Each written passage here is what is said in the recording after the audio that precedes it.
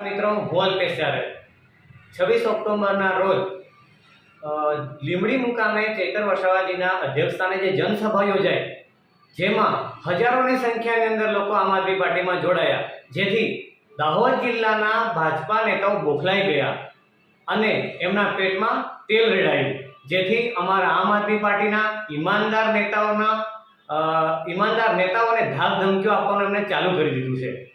હું એમને આ ભાજપા નેતાઓને કહેવા માંગુ છું કે તમે વિકાસની વાતો કરો છો, પણ તમે કયો વિકાસ કર્યો છે? દાહોદ જિલ્લાની અંદર લીંબડી માર્કેટ યાર્ડની અંદર કરોડોનું કૌભાંડ તમારું કરેલું છે।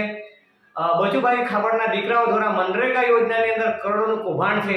નળ સે જલનું પાણીનું ટીપું પણ આવ્યું નથી।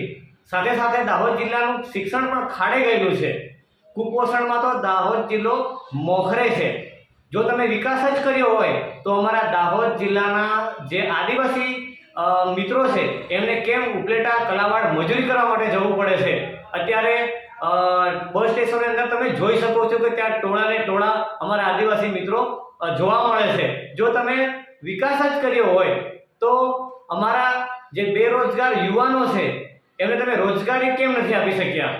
હું આ નેતાઓને કહેવા માંગુ છું કે તમારો વિકાસ એ મોદી સાહેબના ઝોલાની અંદર સંતાઈ ગયો છે અને હું અલ્પેશ ચારેલ દાહોદ જિલ્લાની જનતાને કહેવા માંગુ છું કે હવે પરિવર્તનનો સમય આવી ગયો છે।